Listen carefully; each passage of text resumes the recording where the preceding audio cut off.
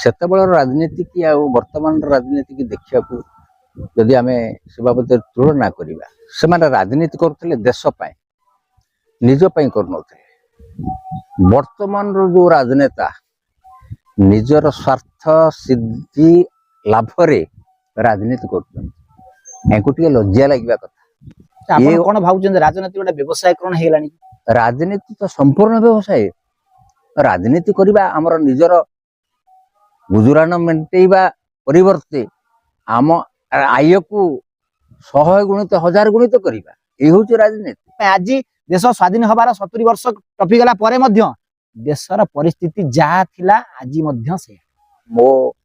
ମୁଁ ରାଜନୀତି ଯାଇଛି, ମୋ ପୁଅ ପାଇଁ ମୁଁ ସ୍ଥିର କରିଦେଇଛି, ମୋ ପୁଅ ପରେ ତା ପୁଅ ସେ ନାତି ପାଇଁ ସ୍ଥିର କରିଦେଇଛି। ଏଇ ହଉଛି ରାଜନୀତି ବର୍ତ୍ତମାନ ଦେଶର। କିନ୍ତୁ ଏଇ ରାଜନେତା ମାନେ କଣ ମୂର୍ଖ?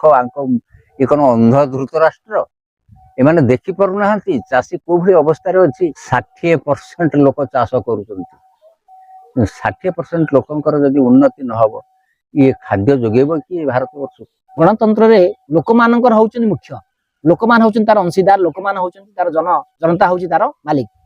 କିନ୍ତୁ ବାସ୍ତବିକ କଣ ଭାରତରେ ସେଟା ପ୍ରଯୁଜ୍ୟ ନା ନାଇଁ? କେବଳ ଖାଲି ଯାହା ସମ୍ବିଧାନର କାଗଜ କଲମରେ ବା ସେତିକି ରହିଯାଇଛି, କିନ୍ତୁ ଜନତା ହାତରେ କିଛି ନାହିଁ, ଏଇଟା ସତ୍ୟ। ଗଣତନ୍ତ୍ର ବର୍ତ୍ତମାନ ବିପନ୍ନ।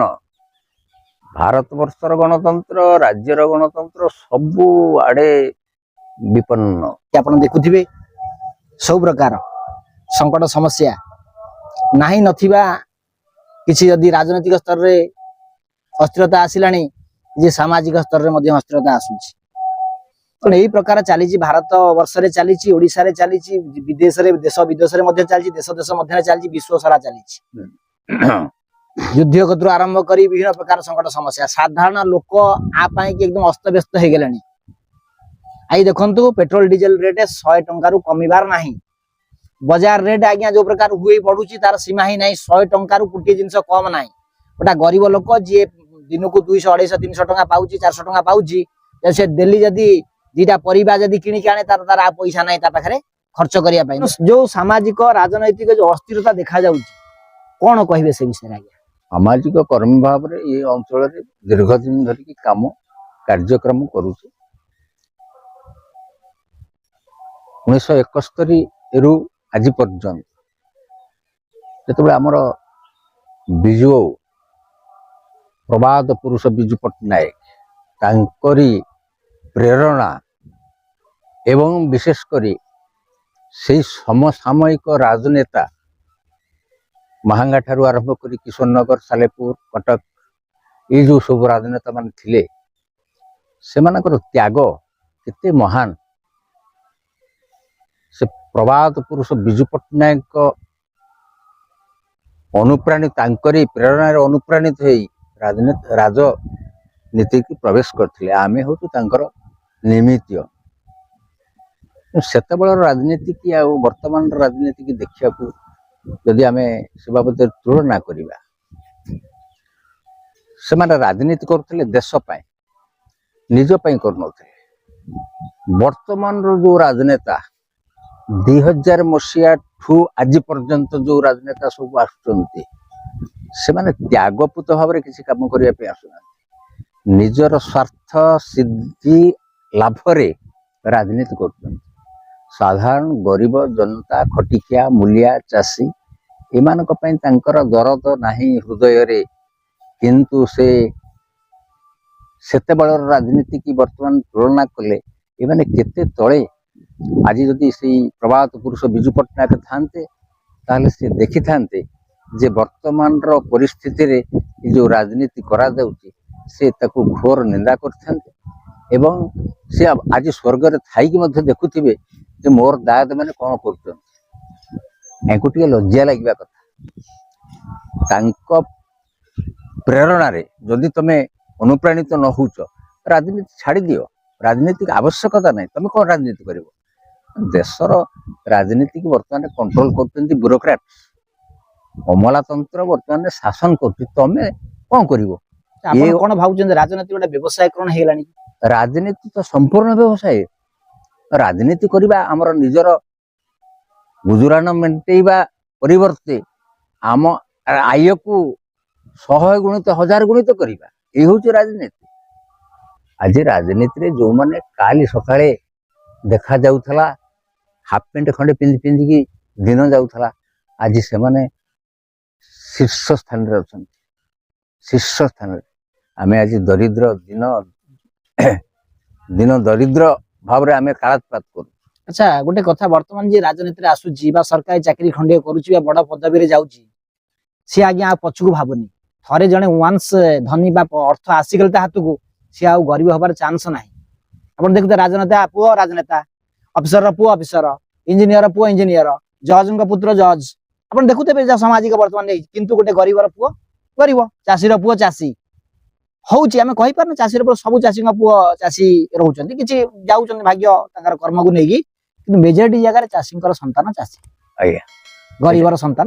କାହିଁକି ଏ ଜିନିଷ କଣ ପାଇଁ? ଆଜି ଦେଶ ସ୍ୱାଧୀନ ହବାର 70 ବର୍ଷ ଟପିଗଲା ପରେ ମଧ୍ୟ ଦେଶର ପରିସ୍ଥିତି ଯାହା ଥିଲା ଆଜି ମଧ୍ୟ ସେଇଆ।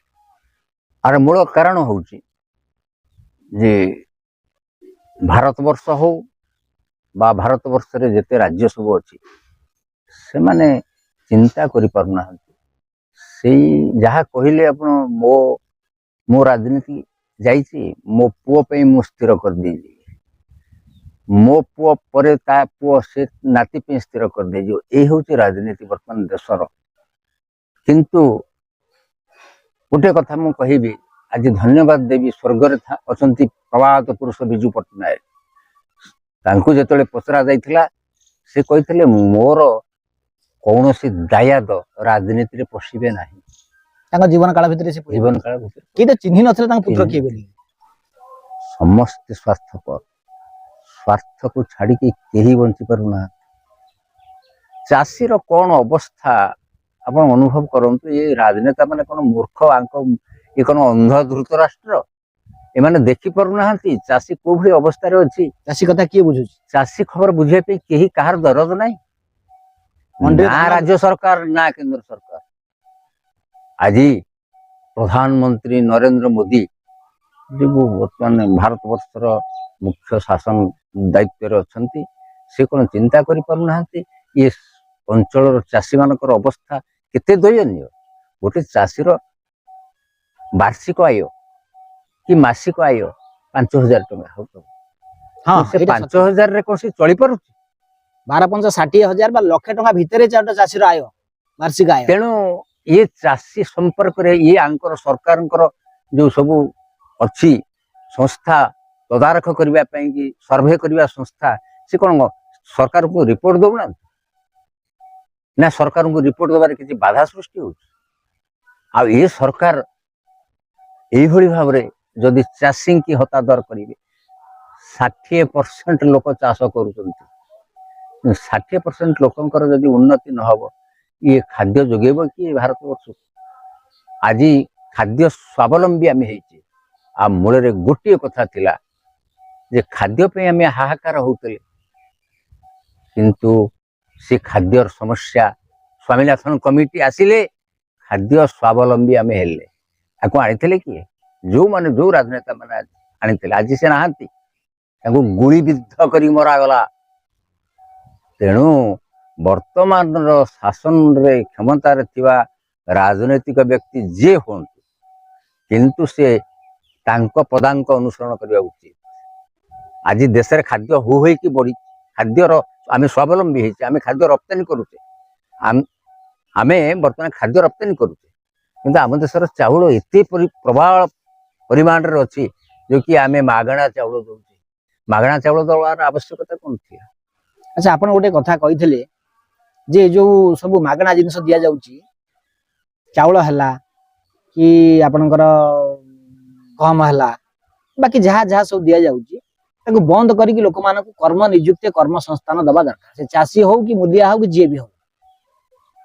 କିନ୍ତୁ ବର୍ତ୍ତମାନ ଦେଖନ୍ତୁ, ଏଇଟା ହଉଛି ଲୋକତନ୍ତ୍ର ଗଣତନ୍ତ୍ର ଭାରତ। ସମସ୍ତେ କହୁଛନ୍ତି ବା ସମ୍ବିଧାନ ମଧ୍ୟ ଲେଖା ହେଇଛି, ବିଶ୍ୱର ସବୁଠାରୁ ବଡ ଗଣତନ୍ତ୍ର ଦେଶ ହଉଛି ଭାରତ ଏବଂ ସବୁଠାରୁ ଷ୍ଟ୍ରଙ୍ଗ। କିନ୍ତୁ ଗଣତନ୍ତ୍ରରେ ଲୋକମାନଙ୍କର ହଉଛନ୍ତି ମୁଖ୍ୟ, ଲୋକମାନେ ହଉଛନ୍ତି ତାର ଅଂଶୀଦାର, ଲୋକମାନେ ହଉଛନ୍ତି ତାର ଜନତା ହଉଛି ତାର ମାଲିକ।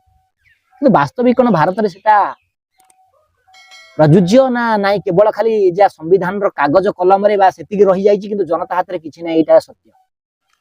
ଯାହା ଆପଣ କହିଲେ ବାସ୍ତବିକ ସତ୍ୟ ସେଇଟା। ଭାରତବର୍ଷ ପୃଥିବୀର ସବୁଠାରୁ ଗଣତନ୍ତ୍ର ଦେଶ ହେଉଛି ଭାରତ। ଏ ଶାସନ ପ୍ରଚଳନ ହେବା ଦିନ ଠାରୁ ଏ ଗଣତନ୍ତ୍ରକୁ ମାନିବା ପାଇଁ କେହି ରାଜି ନୁହଁ। ଯେହେତୁ ଆମକୁ କ୍ଷମତା ଦିଆଯାଇଛି, ଆମେ ଯାହା ଇଚ୍ଛା ତାହା କରିଦେବା। ଆମ ପଛରେ ଅଙ୍କୁଶ ଲଗେଇବା ପାଇଁ କେହି ନାହାନ୍ତି। ଯିଏ ଅଙ୍କୁଶ ଲଗେଇବ ସିଏ ଏ ଗଣତନ୍ତ୍ର ଭିତରୁ ବାହାରି ଯିବା ପାଇଁ ପଡ଼ିବ। କାରଣ ସେ କାହିଁ ଗଣତନ୍ତ୍ର ସମ୍ପର୍କରେ ତାର ଯେତିକି ନୈତିକ ଅଧିକାର ଅଛି କହିବାର, ସମସ୍ତଙ୍କର ବି ସେତିକି। ସମସ୍ତେ ତ କହୁନାହାନ୍ତି ଏ ଲୋକଟା କାହିଁ କହୁଛି, ଏଇଆ ତ ହେଉଛି କଥା। ତେଣୁ ଗଣତନ୍ତ୍ର ବର୍ତ୍ତମାନ ବିପନ୍ନ। ଭାରତବର୍ଷର ଗଣତନ୍ତ୍ର, ରାଜ୍ୟର ଗଣତନ୍ତ୍ର ସବୁଆଡ଼େ ବିପନ୍ନ। ଯାହା ଅଚ୍ୟୁତାନନ୍ଦ ମାଳିକା ଲେଖିଥିଲେ 500 ବର୍ଷ ପୂର୍ବେ, ସର୍ବେ ହୋଇବେ ଏକକାର ନଥିବ ବେଦର ବିଚାର, ଏଣୁ ହୋଇବେ ଅଳ୍ପାୟୁଷ ପାପେ ସକଳେ ଯିବେ ନା। ଏ ପୃଥିବୀ ଧ୍ୱଂସ ହେଇଯିବ। ଯାହା ତାଙ୍କର ସେ ଯେଉଁ ମହତ୍ ବାଣୀ ଦେଇଛନ୍ତି ସମଗ୍ର ଭାରତବର୍ଷ କାହିଁ ସମଗ୍ର ପୃଥିବୀକି ଦେଇଛନ୍ତି। ତେଣୁ ସେ ବାଣୀଟା ନିଶ୍ଚିତ ଭାବରେ କାର୍ଯ୍ୟକାରୀ ହବ। ଏ ଶାସନ ଏ ଇଂରେଜ ଶାସନ ଠାରୁ ଆହୁରି ଅତିଷ୍ଠ ହେଇଯିବ। ଇଂରେଜ ମାନଙ୍କର ଦୟାମାୟା ଟିକେ ଥିଲା, କିନ୍ତୁ ଏ ସରକାରଙ୍କର ଏ ଗଣତନ୍ତ୍ର ଶାସନରେ ଆମେ ଆଉ ତାକୁ ଆଉ ଦେଖିପାରୁନି। କାଲି ଖବରକାଗଜରେ ପଢୁଥିଲି, ଗୋଟେ 4 ବର୍ଷର ଶିଶୁକୁ 2000 ମସିହାରେ ଗଣଧର୍ଷଣ କରାଯାଇଥିଲା। ସେ କେସ୍ ଆଜି ପର୍ଯ୍ୟନ୍ତ କଣ୍ଟିନ୍ୟୁ କରୁଛି। କିନ୍ତୁ ସୁପ୍ରିମକୋର୍ଟ, ହାଇକୋର୍ଟ ଠାରୁ ଆରମ୍ଭ କରିକି ସବୁ କ୍ଷେତ୍ରକୁ ଗଲାଣି, କିନ୍ତୁ ରାଷ୍ଟ୍ରପତିଙ୍କର କ୍ଷମା ପ୍ରାର୍ଥନା ପର୍ଯ୍ୟନ୍ତ ଯାଇଛି। 18 ବର୍ଷ କିନ୍ତୁ 18 ବର୍ଷ ପରେ ଆଜି ସେ ଯେଉଁ ମହାମହିମ ରାଷ୍ଟ୍ରପତି ଶ୍ରୀମତୀ ଦ୍ରୌପଦୀ ମୁର୍ମୁ ଓଡ଼ିଶାରୁ ପ୍ରତିନିଧିତ୍ୱ କରୁଛନ୍ତି ସମଗ୍ର ଭାରତବର୍ଷକୁ, ସିଏ ଆଜି ପ୍ରତ୍ୟାଖ୍ୟାନ କରିଛନ୍ତି। ସେଥିପାଇଁ ସେ ମୋର ଚିର ନମସ୍ୟ। ଦ୍ରୌପଦୀ ମୁର୍ମୁ ଭଳି ରାଷ୍ଟ୍ରପତି ଆମେ ଅବମାନନା କରିବୁନି ଆଉ କୋଉ ରାଷ୍ଟ୍ରପତି, କିନ୍ତୁ ତାଙ୍କ ଭଳି ରାଷ୍ଟ୍ରପତି ମିଳିବା ବହୁତ ବିରଳ ଆଜ୍ଞା। ଯୋଉ ପ୍ରକାର ସେ କହିଥିଲେ, ଅଳ୍ପ ଦେଖିଥିବେ ଅଳ୍ପ ଦିନ ପରେ, ଯେ ମଣିଷ ପାଇଁ ଆବଶ୍ୟକ 6.5 ଫୁଟର ଜାଗା। କୋଠି ପଡିଛି କିନ୍ତୁ ଦେଖିଲା ଆଉ କୋଠିରେ ଲୋକ ରହିବା ପାଇଁ କି ଜାଗା ନାହିଁ, ମାନେ ଲୋକ ରହିବା ପାଇଁ ଲୋକ ନାହାନ୍ତି। ପୁଅକୁ ବଡ ମଣିଷ କଲେ, ପୁଅ ବଡ ଚାକିରି କଲା, କିନ୍ତୁ ବାପ ପାଖରେ ରହିବା ପାଇଁ ତାର ସମୟ ନାହିଁ, ଆମେରିକା ଲଣ୍ଡନରେ ରହୁଛି। ତାହେଲେ ବର୍ତ୍ତମାନ ସମୟ ଦେଖନ୍ତୁ କଣ, ଟଙ୍କା ଅଭାବ ନାହିଁ ଲୋକଙ୍କ ପାଖରେ, କିନ୍ତୁ ପାଖରେ ମଣିଷଟିଏ ନାହିଁ। ଜାଗା ଅମାପ ପଡିଛି କିନ୍ତୁ ମଣିଷ ପାଇଁ ଖଟଟିଏ ମଧ୍ୟ ବା ଖଟରେ ଶୋଇବା ପାଇଁ ମଧ୍ୟ ତା ବଳ ପାଉନି। ବସିଲେ ଖଟରେ, ଶୋଇଲେ ତଳକୁ ଓହ୍ଲିବା ପାଇଁ ମଧ୍ୟ ଶକ୍ତିଟିଏ ନାହିଁ। ଏ ପ୍ରକାର ପରିସ୍ଥିତି। ବହୁତ ବଢିଆ କଥା କହିଥିଲେ ସିଏ। ମୁଁ ତାଙ୍କୁ ବହୁତ ହୃଦୟର ସହିତ ତାଙ୍କୁ ବହୁତ ଭଲ ପାଏ ଏବଂ ବହୁତ ମୋ ହୃଦୟକୁ ଟଚ୍ କଲା। ମୋ ଭଳି ଅନେକ ଲୋକମାନଙ୍କ ହୃଦୟକୁ ମଧ୍ୟ ସିଏ କଥା କହିଛନ୍ତି, ହୃଦୟକୁ ଟଚ୍ କଲା ଭଳିଆ କଥା। ଯାହା ହଉ, ବହୁତ ବଢିଆ କଥା ଯେ ଗୋଟିଏ ଛୋଟ ଶିଶୁ ଆଜି ଦେଖନ୍ତୁ କୋଉ ପ୍ରକାର ସମାଜ ଯାଉଛି, ସମାଜର କୋଉ ପ୍ରକାର ପରିସ୍ଥିତି ସୃଷ୍ଟି ହେଉଛି। ଗୋଟେ ଛୋଟିଆ ଛୁଆକୁ ତାକୁ ବଳାତ୍କାର କରି ତାକୁ ମୁଣ୍ଡ ଛେଚି ମାରି ଦିଆଗଲା। କିନ୍ତୁ ଗୋଟେ ଦୁଃଖ କଥା ଯେ 18 ବର୍ଷ ବିତିଗଲା ଭିତରେ।